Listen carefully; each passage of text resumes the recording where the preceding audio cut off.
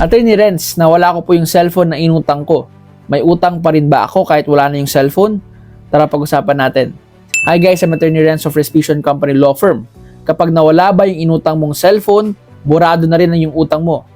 The short answer po is, oo, meron ka pa ring utang sa karamihan ng kaso. Sa batas po, ang loan or mutuum ay utang sa pera, hindi sa mismong object or sa cellphone in this case. Ibig sabihin, nung kinuha mo yung phone on installment, parang umutang ka ng pera na pinambili ng cellphone.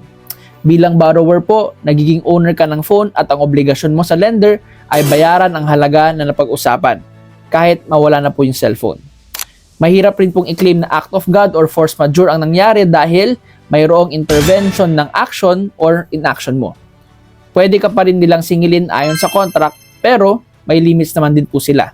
Number 1, bawal silang maging abusado sa kanilang collection practices, bawal silang manakot, mangharas, or manlinlang.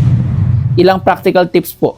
Kapag nawala yung cellphone or yung object, number 1, i-report agad na nawawala yung phone. So, kumuha ng police report, kumuha ng report sa telco, etc. Number 2 po, i-check kung may insurance o replacement options. Number 3, makipag-usap sa lender para sa mas magaang payment terms or repayment terms. Pero tandaan po natin ulit, generally, hindi nawawalang utang kahit nawala na yung cellphone. Again, this is Attorney Renz of Respition Company Law Firm. Please like, share, comment, and follow. Peace.